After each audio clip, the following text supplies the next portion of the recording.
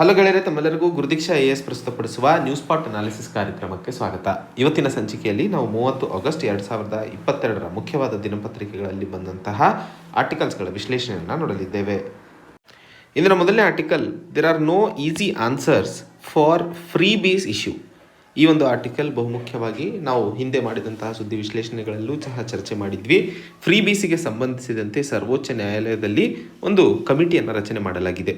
ಅಂದರೆ ರಾಜಕೀಯ ಪಕ್ಷಗಳು ಎಲೆಕ್ಷನ್ಸ್ ಸಂದರ್ಭದಲ್ಲಿ ಕೊಡುವಂತಹ ಆಶ್ವಾಸನೆಗಳಲ್ಲಿ ಯಾವುದು ದೇಶದ ಆರ್ಥಿಕ ವ್ಯವಸ್ಥೆಯ ಮೇಲೆ ಹೊರೆಯನ್ನು ಬೀಳುತ್ತದೆ ಅಥವಾ ಯಾವುದು directive principles of state policy ಅಂತ ಹೇಳಿ ನಾವು ಸಂವಿಧಾನದ ಅಡಿಯಲ್ಲಿ ವೆಲ್ಫೇರ್ ಸ್ಟೇಟಿಗೆ ಸಂಬಂಧಿಸಿದಂತೆ ಏನು ಪ್ರಾವಧಾನಗಳಿರ್ತಾವೋ ಅದಕ್ಕೆ ಅಥವಾ ಅದರ ಅಡಿಯಲ್ಲಿ ತರುವಂತಹ ಯಾವ ಪ್ರಾವಧಾನಗಳನ್ನು ಉಳಿಸ್ಕೊಳ್ಳುವ ಅವಶ್ಯಕತೆ ಇದೆ ಅನ್ನುವಂತಹ ವಿಷಯಕ್ಕೆ ಸಂಬಂಧಿಸಿದಂತೆ ಚರ್ಚೆ ಮತ್ತು ಒಂದಿಷ್ಟು ಕ್ರಿಟಿಕ್ಸ್ಗಳನ್ನು ಸಹ ನಾವು ನೋಡ್ತಾ ಇದ್ವಿ. ಆ ಒಂದು ನಿಟ್ಟಿನಲ್ಲಿ ಲೇಖಕರು ಈ ಆರ್ಟಿಕಲ್ನಲ್ಲಿ ಒಂದಿಷ್ಟು ಪ್ರಶ್ನೆಗಳನ್ನು ಫ್ರೀ ಬೇಸಿಗೆ ಸಂಬಂಧಿಸಿದಂತೆ ಚರ್ಚೆಯನ್ನು ಮಾಡ್ತಾ ಇರುವಂಥದ್ದು. ಆ ಒಂದು ನಿಟ್ಟಿನಲ್ಲಿ ಈ ಒಂದು article UPSC general studies paper 2 social ಜಸ್ಟಿಸಿಗೆ ಸಂಬಂಧಿಸಿದಂತೆ ಬಹುಮುಖ್ಯಕರವಾದಂತಹ ಆರ್ಟಿಕಲ್ ಆಗಿರುತ್ತದೆ. ಮೊದಲನೇ ಹಂತದಲ್ಲಿ ಈ ಫ್ರೀ ಬೇಸಿಗೆ ಸಂಬಂಧಿಸಿದಂತೆ ಚರ್ಚೆ ಶುರುವಾಗಿದ್ದೆ ಅಂದರೆ ಯುಗ ಶುರುವಾಗಿದ್ದೆ 1982ರಲ್ಲಿ. ಆವಾಗಿನ ತಮಿಳುನಾಡು ಮುಖ್ಯಮಂತ್ರಿಗಳಾದಂತಹ MG ರಾಮಚಂದ್ರನ್ ಅವರು ಮಧ್ಯಾಹ್ನದ ಬಿಸಿ ಊಟ ಕಾರ್ಯಕ್ರಮವನ್ನು ತಂದಿದ್ದರು.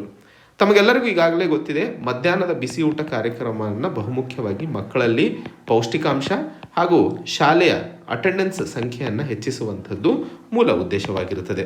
ಆ್ಯಂಡ್ ಈ ಎರಡು ಲಾಭಗಳನ್ನು ಈ ಒಂದು ಕಾರ್ಯಕ್ರಮದಲ್ಲಿ ಕಾಣಲು ಸಹ ಸಾಧ್ಯವಾಗಿತ್ತು.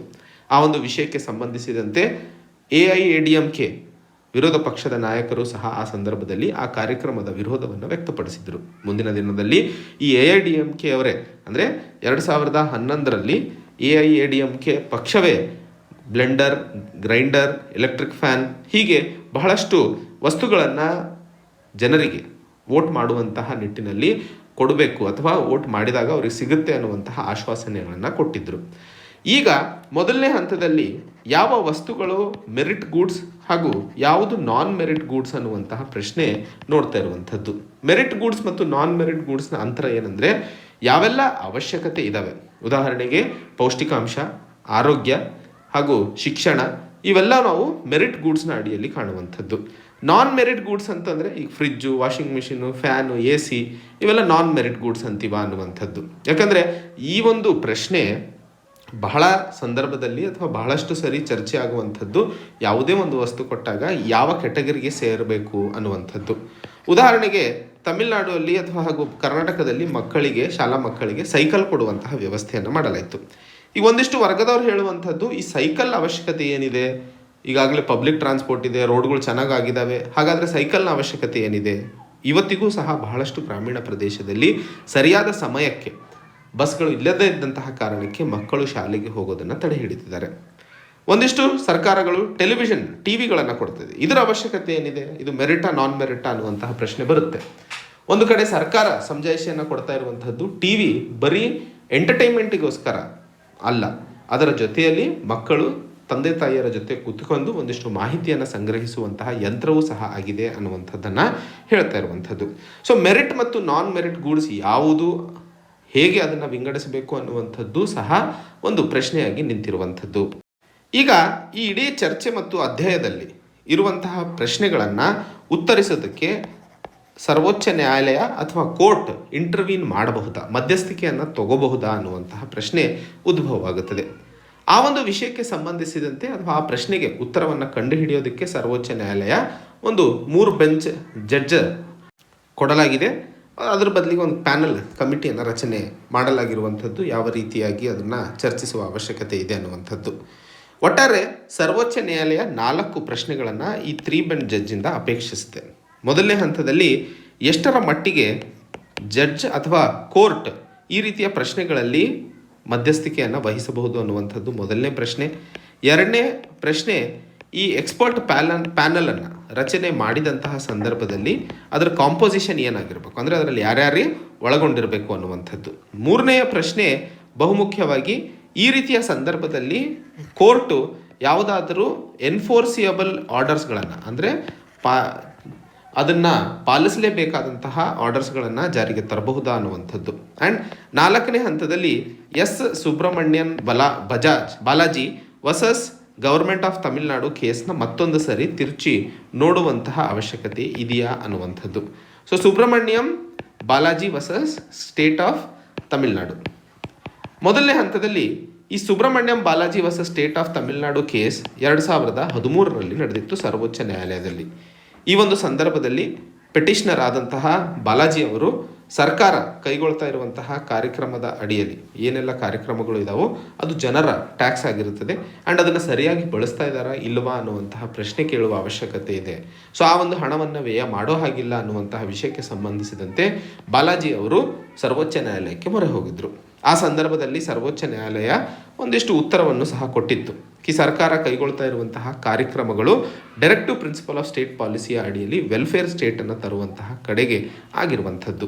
ಸೊ ಆ ಒಂದು ನಿಟ್ಟಿನಲ್ಲಿ ಸರ್ಕಾರ ಅಥವಾ ಎಲೆಕ್ಷನ್ಸ್ ಸಂದರ್ಭದಲ್ಲಿ ಕೊಡುವಂತಹ ಆಶ್ವಾಸನೆಗಳು ಗೆದ್ದರೆ ಮಾತ್ರ ಸರ್ಕಾರ ತರುವಂತಹ ಕಾರ್ಯಕ್ರಮ ಮತ್ತು ಅಸೆಂಬ್ಲಿಯಲ್ಲಿ ಪಡೆಯುವಂತಹ ಪರ್ಮಿಷನ್ನ ಆಧಾರದ ಮೇಲೆ ಮುಂದೊಯ್ಯೋಕ್ಕೆ ಸಾಧ್ಯ.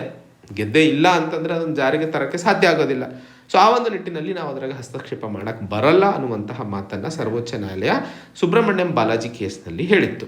ಇವತ್ತು ಮತ್ತೆ ಇರುವಂತಹ ಸಂದರ್ಭದಲ್ಲಿ 2022ರಲ್ಲಿ ಆ ಬಾಲಾಜಿ ಕೇಸನ್ನು ಮತ್ತೆ ನೋಡುವ ಅವಶ್ಯಕತೆ ಇದೆಯಾ ಅನ್ನುವಂತಹ ಪ್ರಶ್ನೆ ಎದುರಿಗೆ ಬರ್ತಾ ಇರುವಂಥದ್ದು. ನೋಡೋಣ ಮುಂದಿನ ದಿನದಲ್ಲಿ ಸರ್ವೋಚ್ಚ ನ್ಯಾಯಾಲಯ ಅದಕ್ಕೆ ಸಂಬಂಧಿಸಿದಂತೆ ಏನು ತೀರ್ಪನ್ನು ಕೊಡುತ್ತದೆ ಅನ್ನುವಂಥದ್ದು. 2ನೇ ಹಂತದಲ್ಲಿ ಎಕ್ಸ್ಪರ್ಟ್ ಪ್ಯಾನಲ್ನ ಕಾಂಪೋಸಿಷನ್ ಏನಾಗಿರಬೇಕು ಆ ಒಂದು ಪ್ರಶ್ನೆಗೂ ಸಹ ಉತ್ತರ ಸಿಗಲಿದೆ. ಹಾಗೂ ಎನ್ಫೋರ್ಸಿಯಲ್ ಆರ್ಡರ್ ಅಂದರೆ ಸರ್ವೋಚ್ಚ ನ್ಯಾಯಾಲಯವೇ ಯಾವ ರೀತಿಯಾಗಿ ಅಥವಾ ಎಷ್ಟರ ಮಟ್ಟಿಗೆ ರಾಜಕೀಯ ಪಕ್ಷಗಳು ಈ ಒಂದು ಕಾರ್ಯಕ್ರಮವನ್ನು ಅಥವಾ ಆಶ್ವಾಸನೆಗಳನ್ನು ಜನರಿಗೆ ಕೊಡುವಂತಹ ಕಡೆಗೆ ಕೆಲಸವನ್ನು ಮಾಡಬಹುದು ಅನ್ನುವಂಥದ್ದು ಸಹ ಇಲ್ಲಿ ಚರ್ಚೆ ಆಗುವ ಸಾಧ್ಯತೆಗಳಿದ್ದಾವೆ. ಆ್ಯಂಡ್ ಯಾವುದೇ ಒಂದು ಎನ್ಫೋರ್ಸಿಬಲ್ ಆರ್ಡರ್ ತರಬೇಕು ಅಂತಂದರೆ ಮೊದಲನೇ ಹಂತದಲ್ಲಿ ಅಸೆಂಬ್ಲಿ ಅಥವಾ ಪಾರ್ಲಿಮೆಂಟಿಂದ ಆ ಒಂದು ವಿಷಯಕ್ಕೆ ಸಂಬಂಧಿಸಿದಂತೆ ಯಾವುದೇ ಒಂದು ಕ್ರಮವನ್ನು ತಗೊಂಡಿರಬಾರ್ದು. ಉದಾಹರಣೆಗೆ ವಿಶಾಖ ಗೈಡ್ಲೈನ್ಸನ್ನು ಸರ್ವೋಚ್ಚ ನ್ಯಾಯಾಲಯ ಹೊರಹಾಕಿತ್ತು. ಈ ಗೈಡ್ಲೈನ್ಸ್ ಹೊರಬರಲು ಕಾರಣವಾಗಿದ್ದು ಬಹುಮುಖ್ಯವಾಗಿ ಆಗಿನ ಸಂದರ್ಭದಲ್ಲಿ ಸರ್ಕಾರ ಅಥವಾ ಪಾರ್ಲಿಮೆಂಟ್ ಮತ್ತು ಅಸೆಂಬ್ಲಿಗಳಿಂದ ಕಾನೂನು ಚಾಲನೆಯಲ್ಲಿ ಇರಲಿಲ್ಲ, ಅಲ್ಲಿ ಗ್ಯಾಪ್ ಇತ್ತು. ಆದರೆ ಈ ಫ್ರೀ ಬಿಸಿಗೆ ಸಂಬಂಧಿಸಿದಂತೆ ಗ್ಯಾಪ್ ಇಲ್ಲ. ರೆಪ್ರೆಸೆಂಟೇಷನ್ ಆಫ್ ಪೀಪಲ್ಸ್ ಆ್ಯಕ್ಟ್ನಲ್ಲಿ ಈಗಾಗಲೇ ಪ್ರಾವಧಾನಗಳು ಫ್ರೀ ಬಿಸಿಗೆ ಸಂಬಂಧಿಸಿದಂತೆ ಇದೆ. ಹಾಗಾದರೆ ಸರ್ವೋಚ್ಚ ನ್ಯಾಯಾಲಯ ಇಲ್ಲಿ ಹೇಗೆ ಹಸ್ತಕ್ಷೇಪ ಮಾಡಲು ಸಹ ಸಾಧ್ಯವಾಗುತ್ತದೆ ಅನ್ನುವಂತಹ ಪ್ರಶ್ನೆ ಉದ್ಭವವಾಗುತ್ತದೆ. ಇದರ ಜೊತೆಯಲ್ಲಿ ಪಬ್ಲಿಕ್ ಫೈನಾನ್ಸಸ್ ಅಥವಾ ಆರ್ಥಿಕ ಹೊರೆ ಹೆಚ್ಚಾಗ್ತಿದೆ ಅನ್ನುವಂತಹ ಮಾತನ್ನು ಹೇಳಲಾಗ್ತಿದೆ. ಹಾಗಾದರೆ ಅದಕ್ಕೆ ಸರಿಯಾದ ಉತ್ತರವೇನು? ಒಂದು ಕಡೆ ಒಂದಿಷ್ಟು ವರ್ಗದವರಿಗೆ ಸಾಮಾಜಿಕ ಭದ್ರತೆ ಕೊಡುವಂತಹ ನಿಟ್ಟಿನಲ್ಲಿ ಫ್ರೀ ಬೀಸ್ ಅವಶ್ಯಕತೆ ಇದೆ ಅಂತ ಹೇಳ್ತಿದ್ದೀವಿ. ಇನ್ನೊಂದು ಕಡೆ ಆರ್ಥಿಕ ಹೊರೆ ಹೆಚ್ಚಾಗೋದ್ರಿಂದ ಸರ್ಕಾರ ಸಾಲದ ಹೊರೆಯಡಿಯಲ್ಲೂ ಸಹ ಹೋಗುತ್ತದೆ ಅನ್ನುವಂತಹ ಮಾತನ್ನು ಹೇಳ್ತಿದ್ದೀವಿ. ಆ ವಿಷಯಕ್ಕೆ ಸಂಬಂಧಿಸಿದಂತೆ former governor of RBI Duvvuri Subbarao ಅವರು ಹೇಳಿದರು, ಈ ಫ್ರೀ ಬೀಸಿಗೆ ಸಂಬಂಧಿಸಿದಂತೆ ಒಂದಿಷ್ಟು ಲಿಮಿಟೇಷನ್ ಅಥವಾ ಕ್ಯಾಪನ್ನು ಹಾಕುವ ಅವಶ್ಯಕತೆ ಇದೆ. ಸೊ ಇಷ್ಟು ಹಣವನ್ನು ಫ್ರೀ ಬೀಸಿಗೆ ಉಪಯೋಗಿಸಬಹುದು, ಇಷ್ಟು ಪರ್ಸೆಂಟೇಜ್ ಹಣವನ್ನು ಉಪಯೋಗಿಸೋ ಹಾಗಿಲ್ಲ ಅನ್ನುವಂಥದ್ದು. ಆ ರೀತಿ ಮಾಡಿದಾಗ ನಾವು ಉತ್ತಮವಾದಂತಹ ಸಮಾಜ ಹಾಗೂ ಅವಶ್ಯಕವಿರುವಂತಹ ಕ್ಷೇತ್ರಗಳಲ್ಲಿ ಹೆಚ್ಚಿನ ಕೆಲಸ ಮತ್ತು ಖರ್ಚನ್ನು ಮಾಡಲು ಸಹ ಸಾಧ್ಯವಾಗುತ್ತದೆ ಅನ್ನುವಂಥದ್ದು. ಒಟ್ಟಾರೆ ಈ ಇಡೀ ಆರ್ಟಿಕಲ್ನಲ್ಲಿ ಪ್ರೊಡಕ್ಟಿವ್, ನಾನ್ ಪ್ರೊಡಕ್ಟಿವ್, ಮೆರಿಟ್ ಮತ್ತು ನಾನ್ ಮೆರಿಟ್ ಗೂಡ್ಸ್ ಹೀಗೆ ಚರ್ಚೆಗಳು ಹಾಗೂ ಬೇರೆ ಬೇರೆ ಕ್ರಿಟಿಕ್ಸ್ಗಳು ಮಾತಾಡ್ತಾ ಇರುವಂಥದ್ದು ನಡೀತಾನೆ ಇರುತ್ತೆ. ಸರ್ವೋಚ್ಚ ನ್ಯಾಯಾಲಯ ಈ 4 ಪ್ರಶ್ನೆಗಳಿಗೆ ಉತ್ತರ ಕೊಡೋವರೆಗೂ ಅನ್ನುವಂಥದ್ದನ್ನು ಬಹುಮುಖ್ಯವಾಗಿ ಇಲ್ಲಿ ಅರ್ಥೈಸಿಕೊಳ್ಳಬೇಕಾಗಿರುವಂಥದ್ದು. ಮುಂದಿನ article, curing the patriarchal mindset of legal system. ನಾವು ಸಮಾಜವನ್ನು ಯಾವತ್ತೂ ಸಹ ಗಂಡು ಮಕ್ಕಳ ಹಿತದೃಷ್ಟಿಯಿಂದನೇ ಅಥವಾ ಗಂಡು ಮಕ್ಕಳ ದೃಷ್ಟಿಯಿಂದನೇ ನಡೆಸ್ತಾ ಇದ್ದೀವಿ ಅನ್ನುವಂತಹ ಸನ್ನಿವೇಶಗಳನ್ನು ಕಾಣ್ತಾ ಇದ್ವಿ. ಅದನ್ನೇ ಪೇಟ್ರಿಯಾರ್ಕಿಯಲ್ ಮೈಂಡ್ಸೆಟ್ ಅಂತ ಕರಿತೀವಿ. ಇವತ್ತು ಕಾನೂನು ವ್ಯವಸ್ಥೆ ಹಾಗೂ ನ್ಯಾಯ ವ್ಯವಸ್ಥೆಯಲ್ಲೂ ಸಹ ಈ ಒಂದು ಪೇಟ್ರಿಯಾರ್ಕಿಯಲ್ ಮೈಂಡ್ಸೆಟ್ ಇದೆಯಾ? ಇದ್ದಂತಹ ಸಂದರ್ಭದಲ್ಲಿ ಅದನ್ನು ಸರಿಪಡಿಸುವ ಅವಶ್ಯಕತೆ ಇದೆ ಅನ್ನುವಂತಹ ಮಾತನ್ನು ಇಲ್ಲಿ ಚರ್ಚೆ ಮಾಡ್ತಿರುವಂಥದ್ದು. ಈ ಒಂದು ಆರ್ಟಿಕಲ್ ಬಹುಮುಖ್ಯವಾಗಿ ಮೊದಲನೇ ಹಂತದಲ್ಲಿ UPSC ಜನರಲ್ ಸ್ಟಡೀಸ್ ಪೇಪರ್ 2 ಜುಡಿಷರಿಗೆ ಸಂಬಂಧಿಸಿದಂತೆ ಬಹುಮುಖ್ಯಕರವಾದಂತಹ ಆರ್ಟಿಕಲ್ ಆಗಿರುತ್ತದೆ. ಮೊದಲನೇ ಹಂತದಲ್ಲಿ ಈ ಈ ಒಂದು ಆರ್ಟಿಕಲ್ ಅಥವಾ ಪೇಟ್ರಿಯಾರ್ಕಿ ಅನ್ನುವಂಥದ್ದು ನ್ಯಾಯ ವ್ಯವಸ್ಥೆಯಲ್ಲಿ ಇದೆಯಾ ಅನ್ನುವಂತಹ ಪ್ರಶ್ನೆಗೆ ಸಂಬಂಧಿಸಿದಂತೆ ಕೇರಳ ಸೆಷನ್ಸ್ ಕೋರ್ಟ್ ಜಡ್ಜ್ನ ಒಂದು ತೀರ್ಪು ಇಲ್ಲಿ ಬಹುಮುಖ್ಯವಾಗಿ ತಿಳ್ಕೊಬೇಕಾಗಿರುವಂಥದ್ದು. ಕೇರಳ ಸೆಷನ್ಸ್ ಕೋರ್ಟ್ನಲ್ಲಿ ಒಬ್ಬರು ಲೇಖಕರು, ಸೋಷಿಯಲ್ ಆಕ್ಟಿವಿಸ್ಟು, ಸೆಕ್ಷುವಲ್ ಹರಾಸ್ಮೆಂಟ್ಗೆ ಸಂಬಂಧಿಸಿದಂತೆ ಅರೆಸ್ಟ್ ಆಗಿದ್ದರು. ಅವರ ಮೇಲೆ ಸೆಕ್ಷನ್ 354A ಚಾರ್ಜ್ ಮಾಡಲಾಗಿತ್ತು. ಸೆಕ್ಷನ್ 354A IPC ಸೆಕ್ಷನ್ ಆಗಿರುತ್ತದೆ. ಇದು ಬಹುಮುಖ್ಯವಾಗಿ ಅಸಾಲ್ಟ್ ಅಥವಾ criminal force with an intent to outrage modesty of woman, ಬಹುಮುಖ್ಯವಾಗಿ ಹೆಣ್ಣು ಮಗುವಿನ ಅಥವಾ ಹೆಣ್ಣು ಮಕ್ಕಳ ಮೇಲೆ ಆಗುವಂತಹ ದೌರ್ಜನ್ಯಕ್ಕೆ ಸಂಬಂಧಿಸಿದಂತೆ ಇರುವಂತಹ ಕಾನೂನು ಪ್ರಾವಧಾನವಿರುತ್ತದೆ. ಆ ವಿಷಯಕ್ಕೆ ಸಂಬಂಧಿಸಿದಂತೆ ಆ ಒಬ್ಬ ಲೇಖಕನಿಗೆ ಬೇಲ್ ಅಪ್ಲಿಕೇಶನ್ ಹಾಕಿದಂತಹ ಸಂದರ್ಭದಲ್ಲಿ ಆ ಹೆಣ್ಣು ಅರೆಬರೆ ಬೆತ್ತಲೆ ಬಟ್ಟೆ ಹಾಕಿದ್ದರಿಂದ ಬಹುಮುಖ್ಯವಾಗಿ ಅದರಿಂದ ಆ ವ್ಯಕ್ತಿ ಪ್ರವೋಕ್ ಆಗಿದ್ದ ಅನ್ನುವಂತಹ ಸಮಜಾಯಿಸಿ ಅಥವಾ ವಾದವನ್ನು ಮಾಡಲಾಗಿತ್ತು ಕೋರ್ಟಲ್ಲಿ. ಆ ವಾದವನ್ನು ಅಕ್ಸೆಪ್ಟ್ ಮಾಡಿದಂತಹ ಸೆಷನ್ಸ್ ಕೋರ್ಟ್ ಆ ವ್ಯಕ್ತಿಗೆ ಬೇಲು ಸಹ ಕೊಟ್ಟಿದೆ.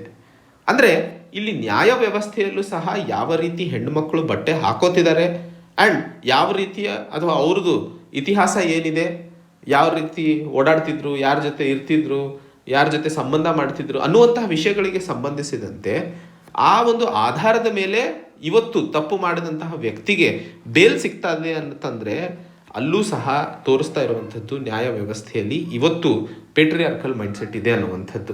ಈ ಒಂದು ಜಜ್ಮೆಂಟನ್ನು ಈಗಾಗಲೇ ಸರ್ವೋಚ್ಚ ನ್ಯಾಯಾಲಯ ತಡೆ ಹಿಡಿದಿದ್ದು ಅದನ್ನು ಸರಿಪಡಿಸುವಂತಹ ಸಾಧ್ಯತೆಗಳು ಇದ್ದಾವೆ. ಬಟ್ ಈ ರೀತಿಯ ಒಂದು ಜಜ್ಮೆಂಟ್ ಬರುವಂಥದ್ದು ಬಹಳ ದೊಡ್ಡ ಮಟ್ಟದ ಬೇಜಾರು ಆಗುವಂತಹ ಸಂಗತಿಯಾಗಿರುತ್ತದೆ. ಮೊದಲನೇ ಹಂತದಲ್ಲಿ Aparna Bhat versus state of Madhya Pradesh ಕೇಸ್ನ ಬಗ್ಗೆ ಇಲ್ಲಿ ತಿಳ್ಕೋಬೇಕು.